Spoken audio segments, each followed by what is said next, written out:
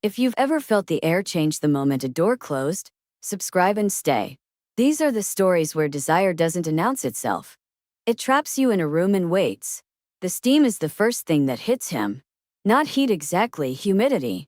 The kind that clings to skin and makes every breath feel heavier than the last. The shower room is meant for quick rinses after the pool. Not for lingering. White tile. Frosted glass. Benches slick with condensation. They weren't supposed to be alone in here. She steps in first, tugging the door closed behind her with a sharp click that echoes too loudly in the tiled space. The sound settles in his chest like a dropped weight. "Sorry," she says quickly, already moving toward the far wall. My phone fell in the water out there." "It's fine," he replies.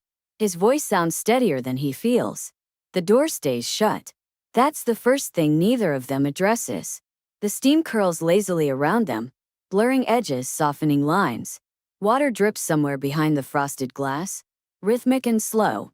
The overhead light casts a warm glow that feels too intimate for a public space. She turns, finally facing him. Her hair is damp at the edges, clinging slightly to her neck. Her clothes are still on, everything is still on, but the moisture in the air makes the fabric cling in ways that are impossible to ignore. He notices.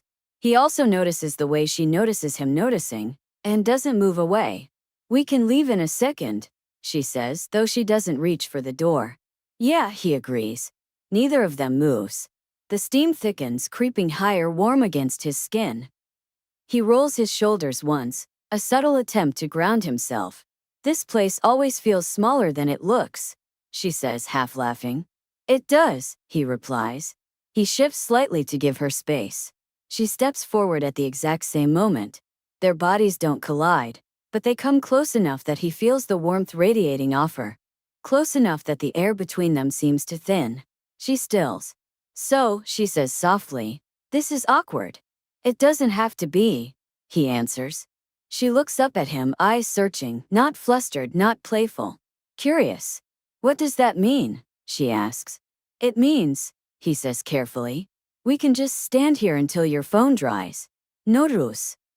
Her lips curve faintly. "You're very calm," she says. "Someone has to be," he replies. The steam beads along his neck. He's acutely aware of how close they're standing now, too close for strangers, too far for anything else. The space between them hums with unspoken awareness. She shifts her weight, one hip angling slightly toward him without conscious thought. The movement brings her closer, close enough that her arm brushes his. This time it's unmistakable. She inhales sharply. "Sorry," she says again, though her tone lacks apology. "It's okay," he replies. He doesn't step back. Neither does she. The steam curls higher, dampening his collar, fogging the edges of his vision. He can smell her now, clean, warm, unmistakably present. "This probably isn't the best idea," she murmurs. "What isn't?" he asks. "Being in here," she says. "Alone." He considers that. "Do you want to leave?"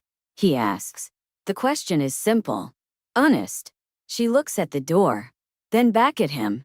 "No," she admits. Something settles between them at that. Not urgency. Permission. "Okay," he says quietly. He shifts just enough to give her room, not enough to create distance. She responds instinctively, stepping closer again, as if the space he offers is meant to be filled. Her shoulder brushes his chest. The contact is brief. Electric. She exhales slowly, eyes flicking up to meet his. "You didn't open the door," she says softly. "No," he agrees. "You could have," she adds. "Yes." The honesty of it sends a ripple through her expression. "Why didn't you?" she asks. He doesn't answer immediately. He watches the steam curl between them, the way it blurs the edges of her silhouette. "Because," he says finally, "you didn't ask me to." Her breath stutters. She steps back half an inch, just enough to look at him properly. The steam parts around her face, highlighting the tension in her jaw, the awareness in her eyes. "You're very intentional," she murmurs. "I try to be," he replies. The drip of water behind the glass grows louder. Or maybe he's just noticing it more now. She shifts again, lifting her hands to push damp hair away from her neck. The movement exposes skin he doesn't look at for longer than necessary. He looks away deliberately. She notices that too. You don't have to, she says quietly. He meets her gaze again. I know. The air feels thick now, heavy with heat and restraint. The kind of closeness that makes stillness feel like an active choice. She steps closer again, this time without apology. Now there's no space left to pretend. Her chest rises and falls inches from his. He can feel the warmth of her through the air. Feel the pull to reach out, to ground himself against something real. He doesn't. His hands stay at his sides, fingers flexing once before stilling. Her eyes drop to his hands, then back up to his face. You're holding back, she observes. Yes, he admits. Do you always do that? She asks. Only when it matters, he replies. She swallows. This matters, she asks. Yes, he answers immediately. Her lips part. The steam swirls higher, obscuring the edges of the room until it feels like they're suspended in something private, cut off from the rest of the building, from time itself. She leans in just enough that her forehead nearly touches his shoulder. Not a kiss. Not yet. Just contact. He feels it everywhere. Tell me if this isn't okay, she murmurs. It's okay, he replies, voice lower now. Tell me if it stops being okay. She nods, barely perceptible.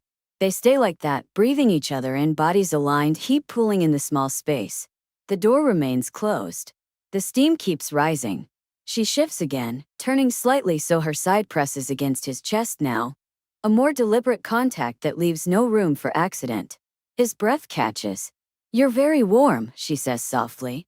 So are you, he replies. She tilts her head up, looking at him from inches away. If someone walked in right now, she says quietly, this would look intimate. Yes, he agrees. And you still haven't moved, she adds. No, he says. Her hand lifts slowly, giving him time to stop her. When he doesn't, she lets her fingers rest lightly against his forearm. The contact is gentle, intentional.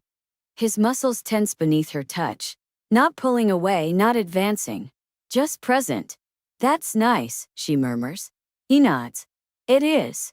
The steam beads along her lashes. The room hums with water and heat and something unspoken. We should probably open the door, she says. Probably, he agrees. Neither of them moves. She leans in a fraction closer, close enough that her breath brushes his jaw. Not yet, she adds. He exhales slowly. Okay, he says. The decision settles between them.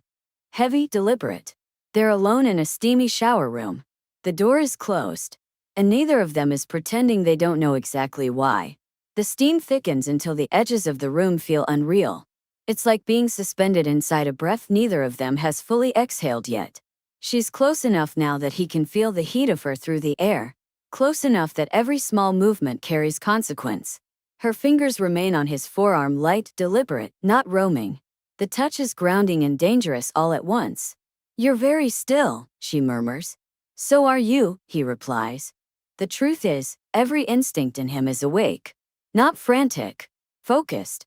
He's aware of the door behind her, the slick tile beneath their feet, the way the steam curls around her shoulders and makes her look softened, unguarded. I keep thinking, she says quietly, that we should move. He tilts his head slightly, forward or back. Her lips curve faintly. That's the problem. The words settle between them, honest and unafraid. A drop of water slides down the glass behind her, catching the light. Somewhere a pipe ticks softly. The world feels narrow to this room, this moment, this choice. She shifts her hand, just a little finger spreading against his sleeve as if testing whether he's real. He doesn't pull away. Instead, he lifts his own hand slowly, giving her time, giving her space. When he rests it at her waist, the contact is unmistakable, firm, steady, not claiming more than she's offering. Her breath catches. Okay, she whispers. That single word carries weight. Permission without surrender. Awareness without rush. They stand like that for a long moment, bodies aligned, the heat between them no longer just environmental.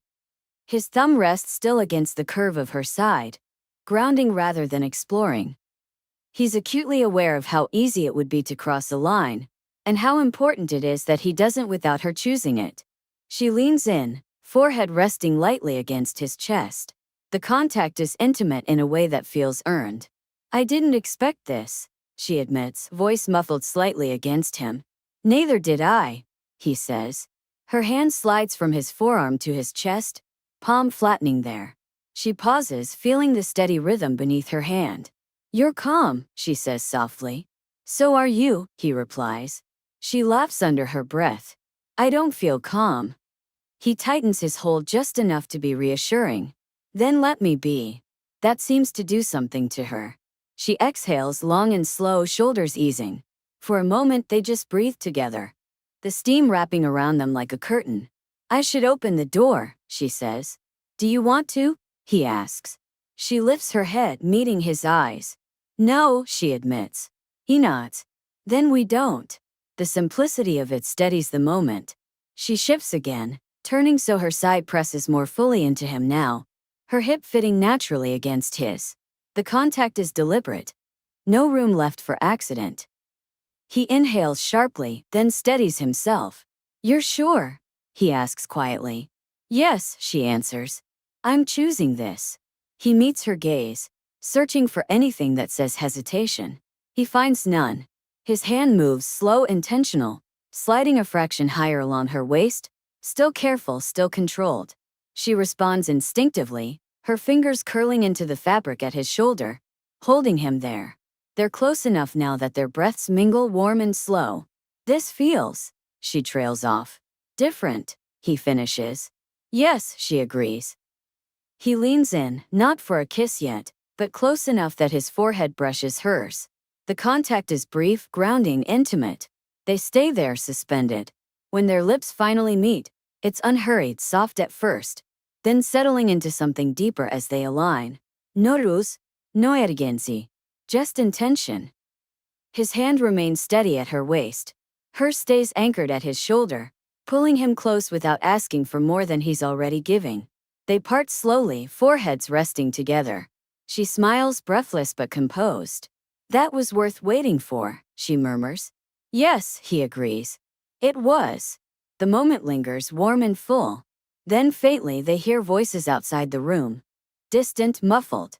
The world reminding them it still exists. She exhales, a quiet laugh escaping her. Reality, she says. He smiles. Persistent. She steps back reluctantly, fingers trailing from his shoulder to his arm before letting go.